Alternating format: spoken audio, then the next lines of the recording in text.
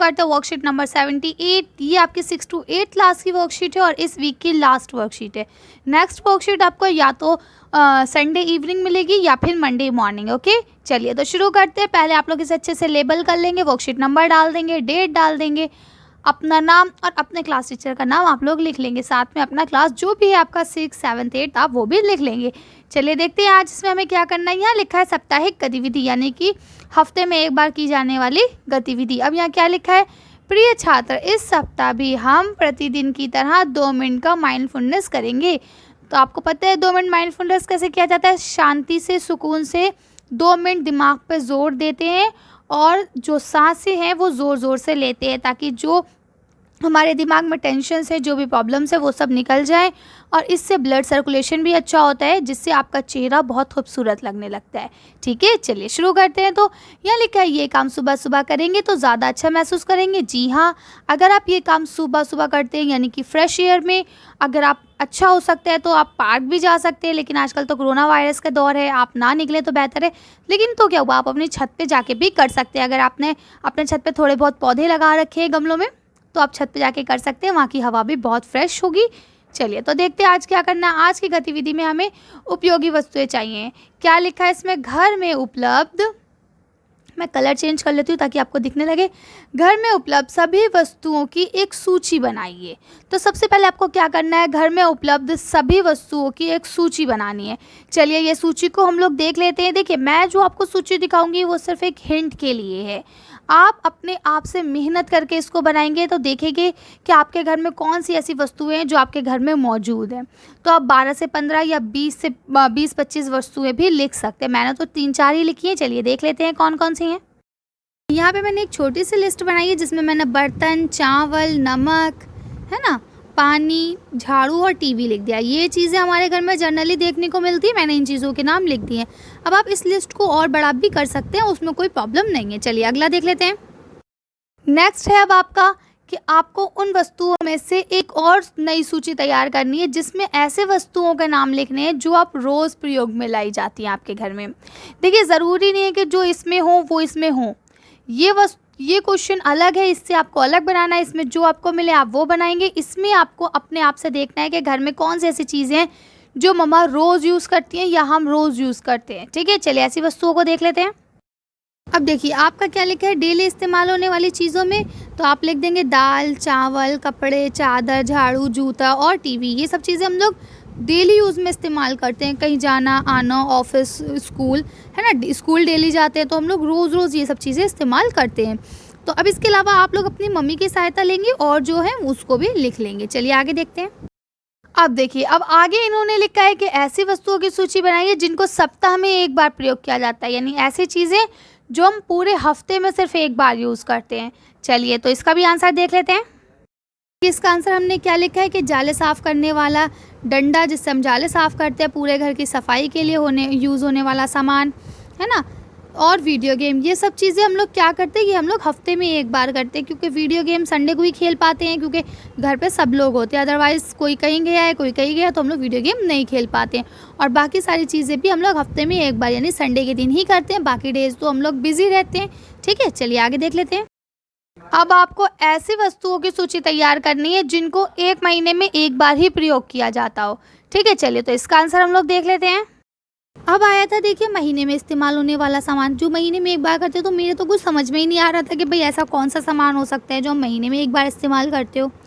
फिर भी देखिए बाल कटवाना, जो लड़के लोग बाल कटवाते हैं या जो अपनी दाढ़ी रखते हैं, वो लोग ये सब चीज़ें महीने में एक बार ही सेट करवाते हैं ना, हर हफ्ते तो जाते नहीं हैं। तो ये सारी चीज़ें मैंने लिख दी कि बाल काटना और शेविंग क्रीम, ये सारी चीज़ें हम महीने में एक बार इस्तेमाल करते हैं।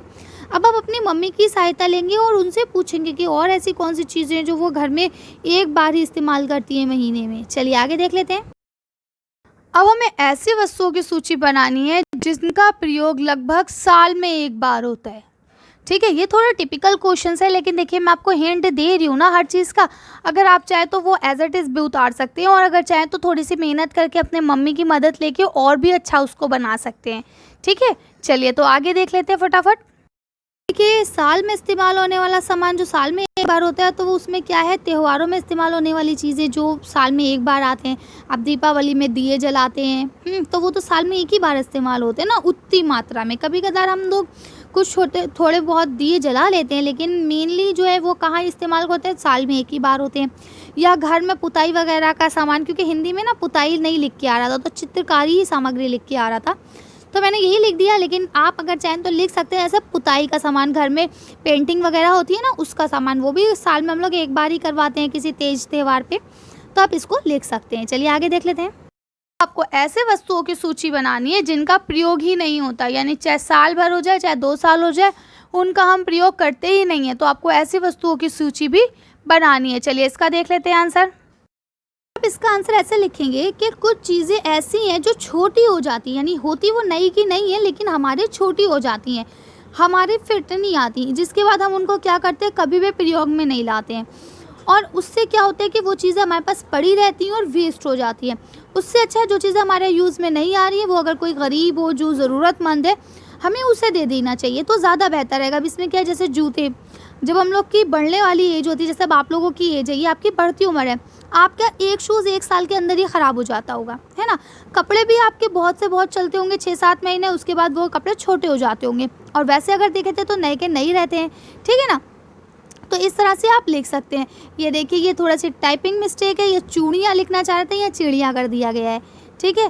तो ये टाइपिंग मिस्टेक, आप इसे नहीं लिखेंगे, आप ऐसे लिख लेंगे चूड़ियाँ, जो हम लोग लिखते हैं ना, इसको आप काट दीजिए, सॉरी, ठीक है। आप लिखेंगे चूड़ियाँ, चा में ऊ की मात्रा, ड़ा में ई की मात्रा, या में आकर डंडा, चूड़ियाँ, है ना, जो हम लोग मम्मा लोग पहनती है चूड़ियाँ वगैरह, तो वो भी छोटी हो जाती हैं और उसके बाद वो क्या होती हैं, वो भी वेस्ट हो जाती है, तो इससे अच्छा हम किसी को दे दें, ठीक। तो यही चीज़ है यहाँ पे आपको लिखना। चलिए आगे देख लेते हैं।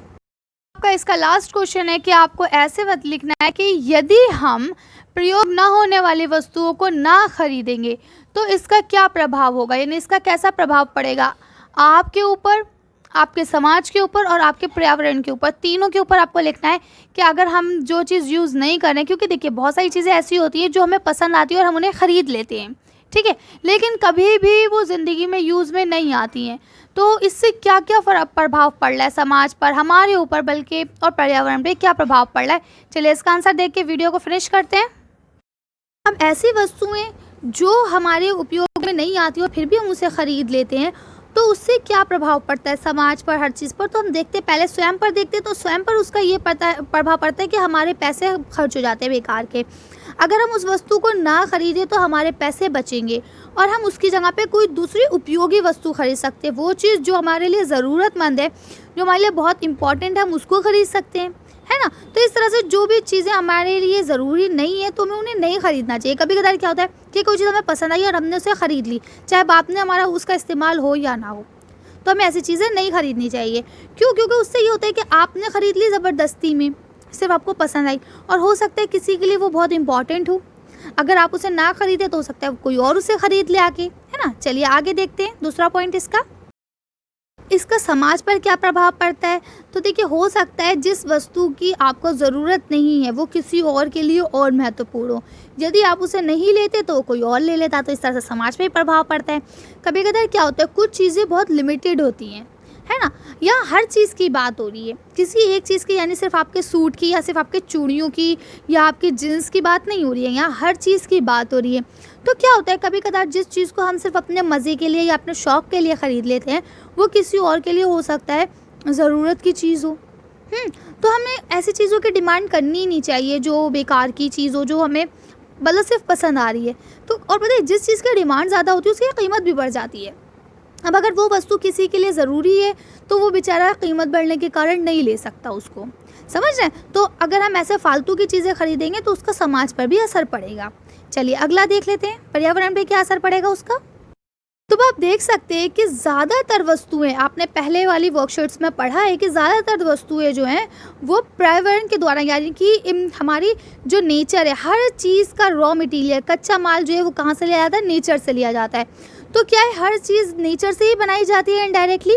तो अगर आप सिर्फ उस वस्तुओं को ख़रीदें जिसकी आपकी ज़रूरत है तो उससे पर्यावरण भी सुरक्षित रहेगा। अब आपने लेके इकट्ठा कर ली, मार्केट में उस चीज़ की डिमांड ज़्यादा है तो वो और बनाई जाएगी जिसके लिए और ज़्यादा पर्यावरण को नुकसान पहुंचाया जाएगा। तो इस तरह से आप इन चीज़ों का ख्याल रखेंगे। तो आज की वर्कशीट हम लोग यहीं ख़त्म करते हैं। आज की वीडियो में बस इतना ही।